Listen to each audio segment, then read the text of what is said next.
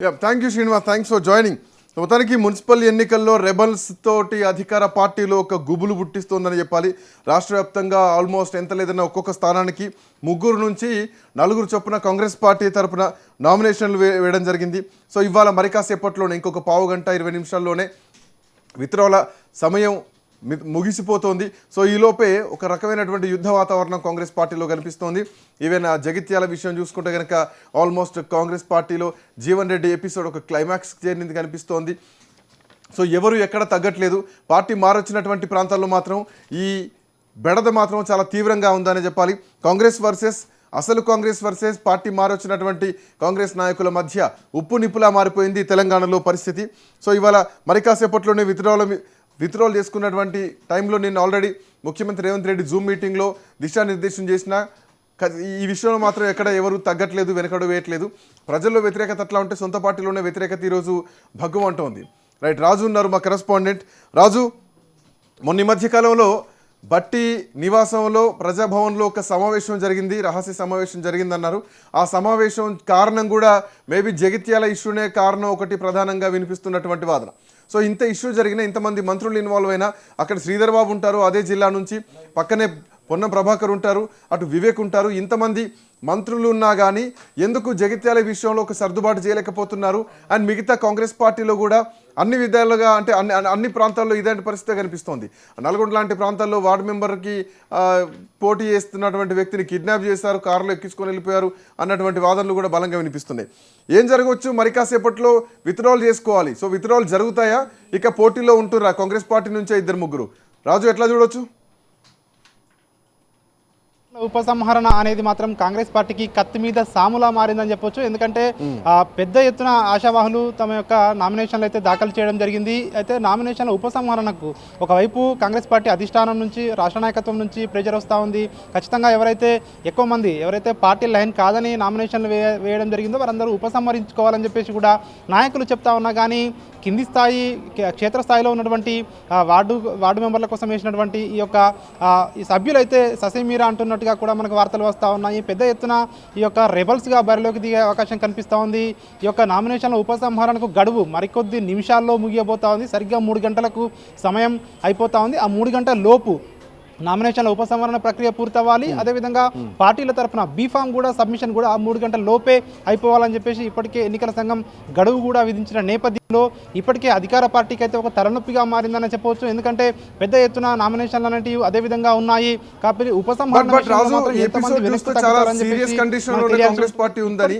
ప్రతిపక్షాలకు కూడా కొంత బలం చేకూర్చేలాగానే ఉంది. ఎందుకంటే ఆల్మోస్ట్ 116 మున్సిపాలిటీల్లో 7 కార్పొరేషన్లు ఉంటే 2996 వార్డులకు 29,694 నామినేషన్లల్లో 10,000 మంది కాంగ్రెస్ పార్టీ నుండే వచ్చారంటే ఇందాక నేను చెప్పినట్టు ప్రతి వార్డుకు 3 నుంచి 4 వరకు పోటీలో దిగుతున్నారు. సో ఇది కాంగ్రెస్ పార్టీకి ఎఫెక్ట్ అయ్యేదే కదా. దీన్ని ఇక సద్దుమణిగించేటువంటి అవకాశం కనిపించట్లేదు నాకు చూస్తుంటే మాత్రం ఈ పరిస్థితి. ఖచ్చితంగా. ఎందుకంటే ఒకవేళ నామినేషన్ల ఉపసంహరణ కనుక అదేవిధంగా జరగకపోతే కాంగ్రెస్ పార్టీ ఎక్స్పెక్ట్ చేసినట్టుగా కూడా 3 నుంచి 4 కనుక ఏదైతే ప్రతి దాంట్లో ఉన్నట్టయితే, పోటీలో ఉన్నట్టయితే ఖచ్చితంగా ఇది ప్రతిపక్షాలకు మేలు జరిగే అవకాశం కనిపిస్తూ ఉంది. ఓట్లను చీలిపోయే అవకాశం కనిపిస్తూ ఉంది. కాంగ్రెస్ పార్టీకి మరొక ఎదురు దెబ్బ తగిలే అవకాశం అయితే ఇప్పుడున్నటువంటి పరిస్థితులను చూస్తే మనకు స్పష్టంగా అర్థమవుతోంది. అయితే మరికొద్ది నిమిషాల్లో ఏం జరగబోతా ఉంది, ఎంతమంది నామినేషన్లను విడ్రా చేసుకుంటారని చెప్పేసి కూడా ఒకవైపు మనము చూడాల్సి ఉంటుంది. ముఖ్యంగా ఇటు మన జగిత్యాల నియోజకవర్గంలో అయితే ఇట్లాంటి పరిస్థితి మనకు కనిపిస్తూ ఉంది. ఎందుకంటే ఇక్కడ సిట్టింగ్ ఎమ్మెల్యేగా ఏదైతే ఉన్నటువంటి ఆయన సంజయ్ బీఆర్ఎస్ పార్టీ నుంచి కాంగ్రెస్ పార్టీలోకి రావడం జరిగింది. అక్కడ జీవన్ రెడ్డి వర్సెస్ సంజయ్గా అన్నట్టుగా కూడా పరిస్థితి మారింది. సో ఈ నేపథ్యంలోనే ఇట్లాంటి పరిస్థితి మనకు కనిపిస్తూ ఉంది. ఇక కాంగ్రెస్ పార్టీలో పరిస్థితి ఈ విధంగా ఉంటే బీజేపీ పార్టీలో కూడా చాలా నియోజకవర్గాల్లో, చాలా యొక్క మున్సిపాలిటీల్లో కూడా చాలామంది నామినేషన్లు అయితే దాఖలు చేయడం జరిగింది. ఒకవైపు నిన్న రాష్ట్ర అధ్యక్షుడు రామచంద్రరావు వీళ్ళందరికీ కూడా వార్నింగ్ కూడా ఇవ్వడం జరిగింది.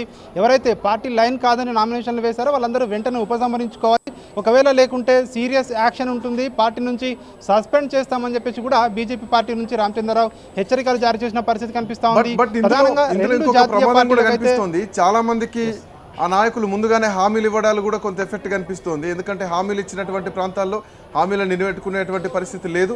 మోరోవర్ అధిష్టానం ఒక పేరు చెప్తే, మంత్రి ఒక పేరు చెప్తే, అక్కడటువంటి డీసీసీ అధ్యక్షులు ఒక పేరు చెప్తే రకరకాల ఈక్వేషన్స్ కనిపిస్తున్నాయి. మనం డీసీసీ నల్లగొండ విషయంలో కూడా ఇట్లాంటిదే ఒక ఎపిసోడ్ చూసినాం.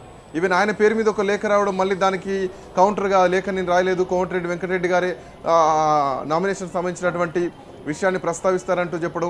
సో ఇవన్నీ కూడా రకరకాల ఈక్వేషన్స్ కనిపిస్తున్నాయి. ఎందుకు అంటే ఇన్ని రోజులు ఏం చేశారు, రెబల్స్ని ఎందుకు బుజ్జగించలేకపోయారు? మోరోవర్ ఈ సమయం చూసుకున్నా కానీ చాలా తక్కువ సమయంలోనే, ఆల్మోస్ట్ 15 రోజుల సమయంలోనే ఎన్నికలు జరపాలి. వెంటనే ఈసీ ప్రకటించిన తెల్లారే నామినేషన్లు, 3 రోజుల్లో నామినేషన్లు అయిపోయాయి. ఈలోపు మేడారం జాతర అయిపోయింది, ముఖ్యమంత్రి అవుట్ ఆఫ్ ది కంట్రీ ఉన్నారు. సో కొంత తొందరపాటు చర్యలు ఏమైనా కనిపిస్తున్నాయా? అందుకే ఇది ఒక ప్రాబ్లంలా కనిపించవచ్చా? ఎస్, మీరు అన్నట్టు ముఖ్యంగా ఏదైతే షెడ్యూల్ ఉందో, ఎన్నికల షెడ్యూల్ మొదటి నుంచి కూడా ప్రతిపక్షాలు విమర్శలు చేస్తూ ఉన్నట్టు ఆదరాబాదరాగా వేసి ఎన్నికల షెడ్యూల్ నోటిఫికేషన్ విడుదల చేసిన నెక్స్ట్ డే నుంచే నామినేషన్ల ప్రక్రియ ప్రారంభం కావడం ఒకటి.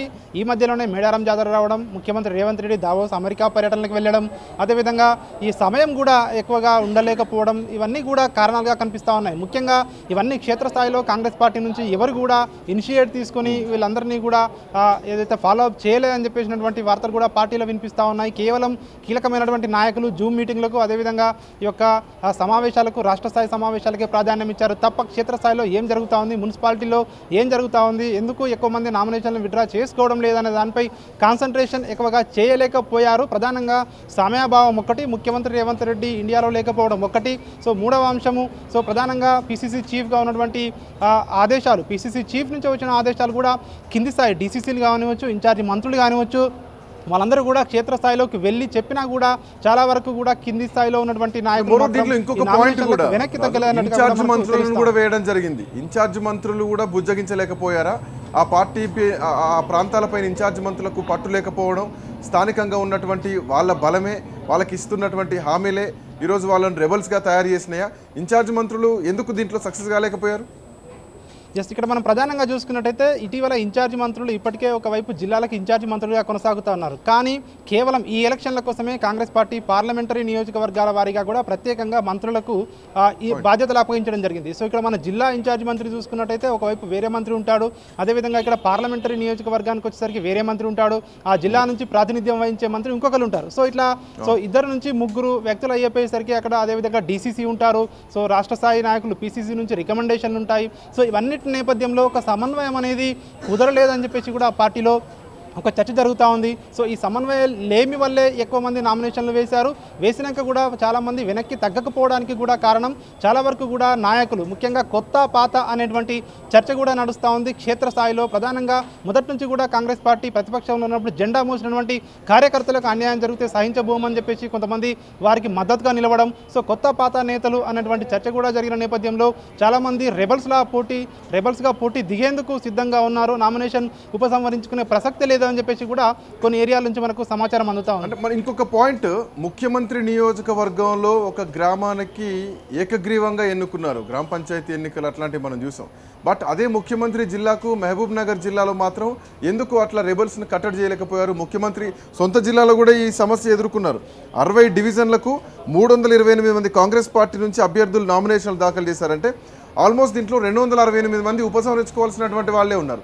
సో ముఖ్యమంత్రి సొంత జిల్లాలో కూడా రెబల్స్ బెడద తప్పట్లేదు అనుకోవచ్చా ఈ అంశాన్ని చూస్తే?